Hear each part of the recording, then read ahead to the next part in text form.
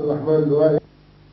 فضاءت من سناها الأنجم وزهت، فغرد صادح مترنم، وتفجرت عين القوافي ثرة، غر القصائد من نداها تنعم، والشعر جاء قلائدا مزدانة تنمى إلى الجيد التليد وتنضم، يا روضة الأشعار فاضت رقة، ضوع النسائم من ثراها بلسم، نطقت بها لابن البلاغة حكمة، ديوانها بروائع يتجسم، حتى كأن الأمس يوم حاضر يحكي لنا سر الهوى ويترجم. حدث جمال الدين ما عاد الذي يدمي الجراح بجوره ويؤلم، فلطالما حدثتنا عن سر بغداد التي من جوعها تستطعم، وأتيتها وخرير دجلة مؤنس، تروى به شفة الورود فتبسم، ما بالها وهي السنا يطغى بها ليل بهيم، بالأسى يتحزم، خطت على فوديك سود مصائب، تروي لنا عما يعاني المغرم، فلقد رأوك وراعهم ما استثمنوك، وأنت من حرق الهوى متورم. خطت على فوديك سود مصائب، تروي لنا عما يعاني المغرم، فلقد رأوك وراعهم ما استثمنوك، وأنت من حرق الهوى متألم.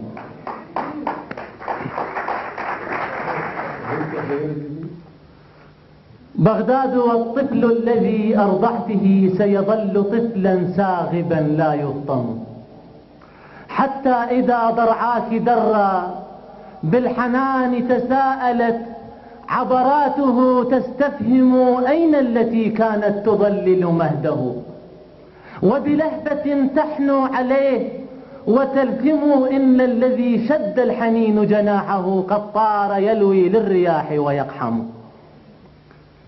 بغداد شكوى عاشق ترنو إليك عيونه، وبصمتها تتكلم، بغداد يا ألم الجراح تحدثي، حتى مسرك بالنواظر يكتم، بغداد قد ضاقت بنا الدنيا وأفقك واسع، وعدت وصدرك أرحم، وتناهبت قلب المحب شجونه، وعدت عليه بالنوائب تهجم. بغداد هل من ساعة برباك، بغداد هل من ساعة برباك نفترش الثرى، وعلى يديك نهوم، فتزاح أحزان ويجبر خاطر، ويلم قلب في هواك مقسم، ويطيب مغناع الشنا، فتطير أسراب القصائد في سماك تحوم.